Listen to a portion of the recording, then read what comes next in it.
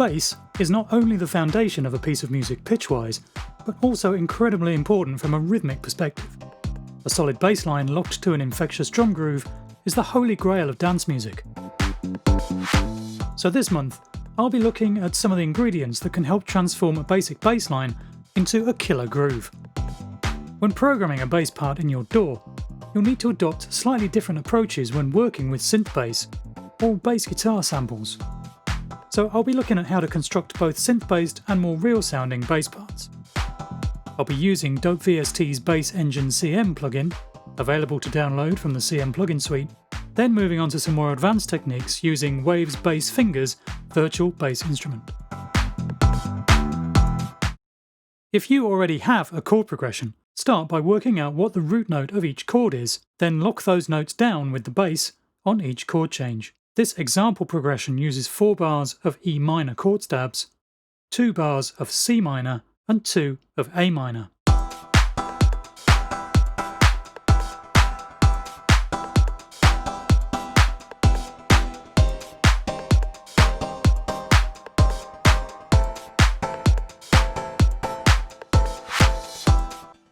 But watch out for inverted chords.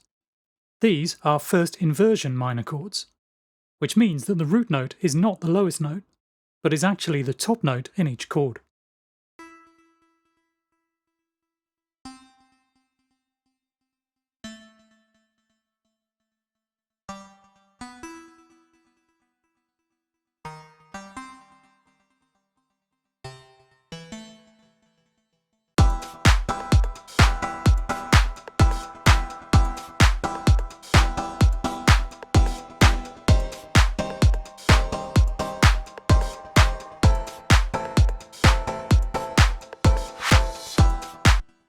The bass's relationship with a kick drum is really important. To illustrate, we've got a typical 4 to the floor house style drum pattern going here.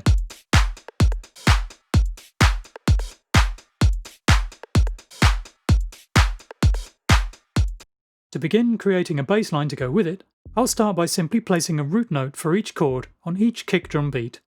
A classic technique beloved of a certain French disco funk outfit that rhymes with Raft Junk.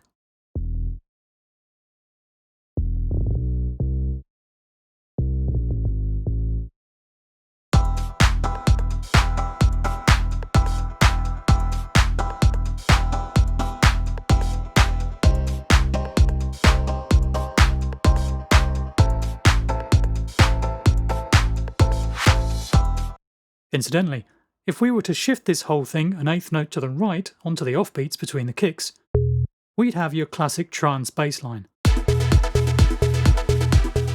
This would normally be handled by an FM or PCM synth organ sound, traditionally from a Yamaha TX81Z or a Korg M1, but I've used June CM's 075 percussive organ RH preset here to illustrate the effect.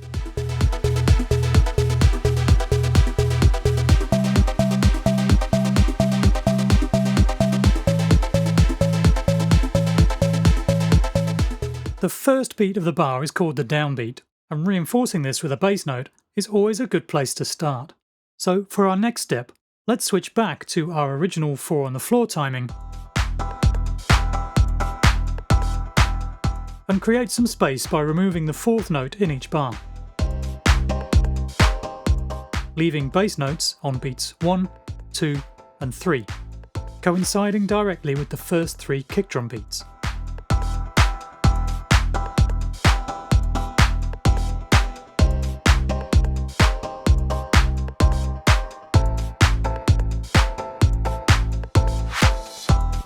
Not very groovy yet, so let's try a bit of syncopation with our bass line.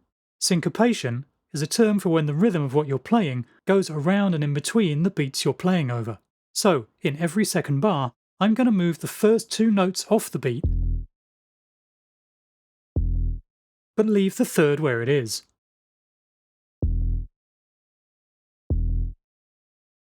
This results in a sort of French touch style bass part.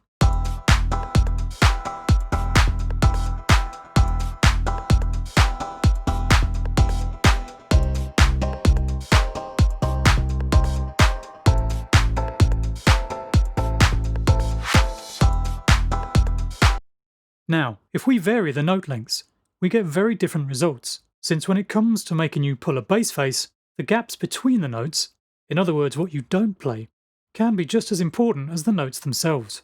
To illustrate, here I've programmed notes of varying lengths and it sounds really uneven and grooves like a wet fish.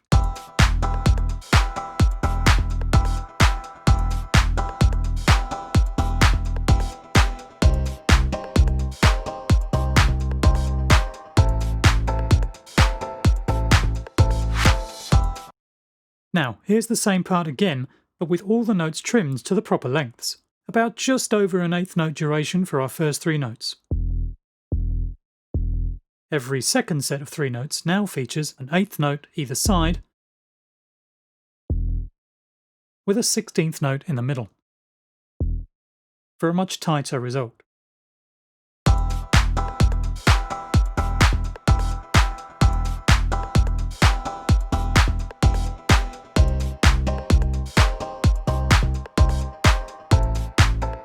This shows the importance of note duration when programming a bass line.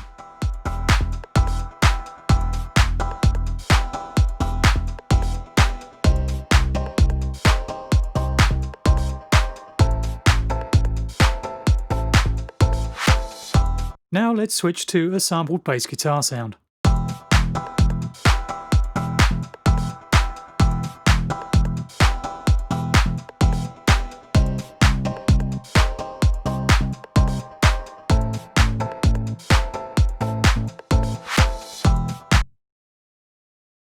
Dead notes are tiny muted extra notes that a bass player plays by hitting a string and dampening the note on the fretboard, injecting extra rhythmic feel into the part. If your instrument doesn't feature dedicated dead note samples, you could just try programming really short quiet copies of the regular notes to act as dead notes.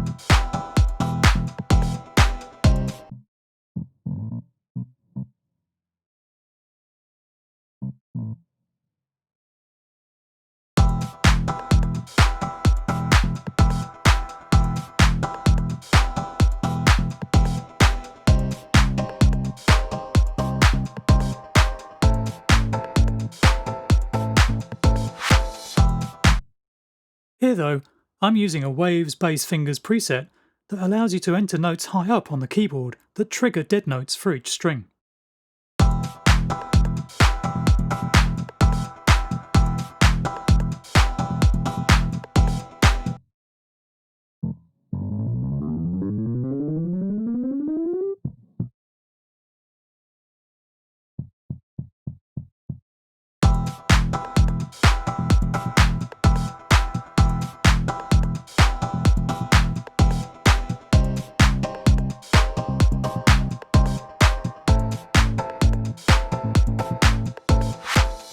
Adjusting the placement and velocity of these are muted notes so should be felt rather than heard, can produce some very real sounding results.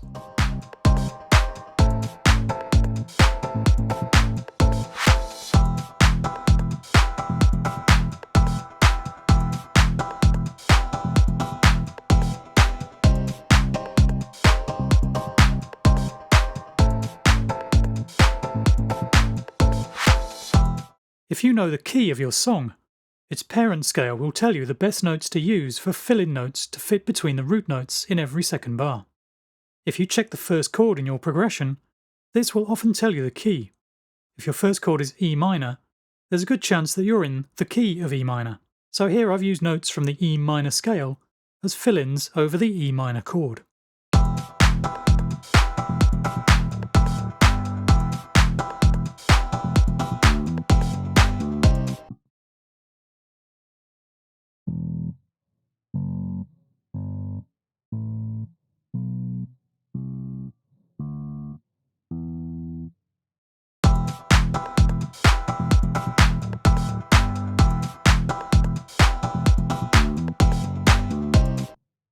Now this approach hits a snag when we get to the C minor chord, because the C minor chord isn't found in, or diatonic to, the key of E minor. So instead, I pick notes from the C minor scale to use over this chord.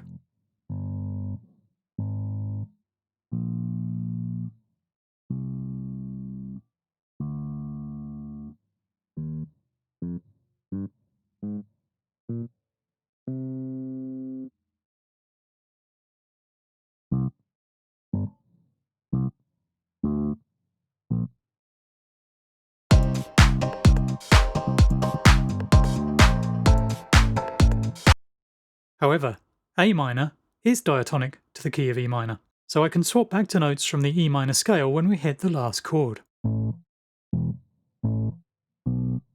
as a final flourish, I've chucked in a fast downward slide sample on the final quarter note beat of bar 4.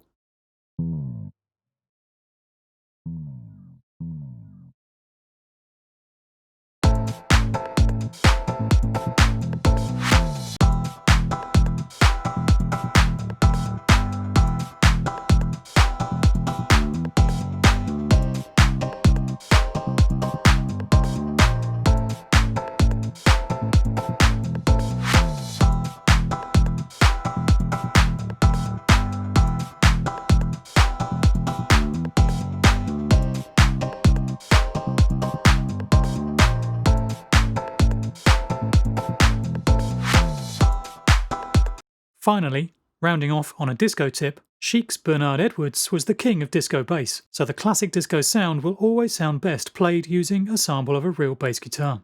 A classic Edwards-inspired line will use lots of scale runs, dead notes, and jumps from the 7th to the octave of the root. And I've also paid a little homage to Pino Palladino, another great bass sessioneer, in the final bar.